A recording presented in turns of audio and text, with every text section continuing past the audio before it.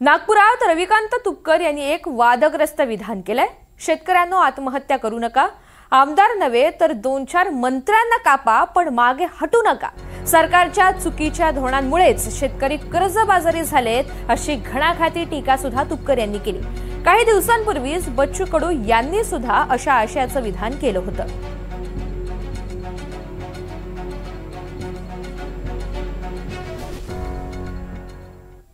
आता इथून पुढे आत्महत्या करायची नाही, इथून पुढे मरायचं नाही, किती संकट आलं तरी मरायचं नाही।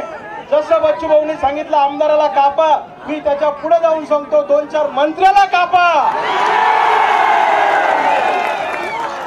पण आता मागे हटायचं नाही आणि मरायचं तर अजिबात नाही, गोष्ट लक्षात ठेवा। तुमचा बैल बरा त्याला लात तरी मारतोय, ते तुम्हाला काहीच करता येत नाही।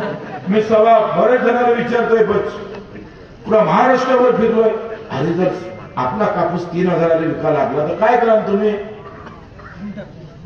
सगळे शंकर आत्महत्या करून। अरे तू मलापेक्षा एखाद्याने मारून टाक ना, एखादा आमदार तरी कापला ना, आम्हीच सांगतो आत्महत्या करायची वेळच येणार नाही, पण हे जातं मरतंय।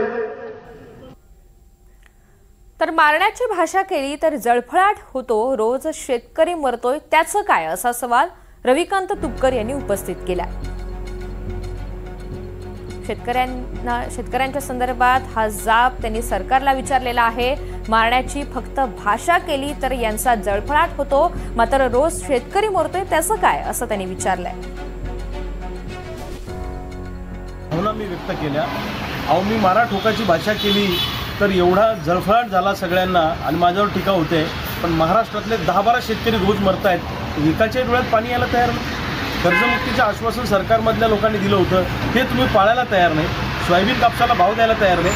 8000 रुपये प्रति क्विंटल सोयाबीनला लावायचे आणि 3500 रुपये आणायचे, आणि आम्ही रोज मरतोय त्याचं कोणाला स्वर नाही। पण आम्ही कापा मारा हना म्हणलं की लगेच आमच्यावर टीका करतात, आणि काय तर आम्ही संविधानाची चौकट मोडायला लागलो आणि लोकशाहीच्या चौकटीत आम्ही राहत नाही। अरे लोकशाहीची चौकट तुम्ही मोडली आहे, गावगाड्यातल्या शेतकऱ्यांच्या ह्या आत्महत्या नसून हे सरकारनं पाडलेले खून आहेत, असं माझं स्पष्ट मत आहे। त्यामुळे माझ्या स्टेटमेंटचा मला कुठलाही रिग्रेट नाही। आम्ही शांततेच्या मार्गाने सरकार ऐकलं नसेल तर भगतसिंगाच्या मार्गाने जहालमतवादी आंदोलन सुद्धा मागे पुढे करायला बघणार नाही।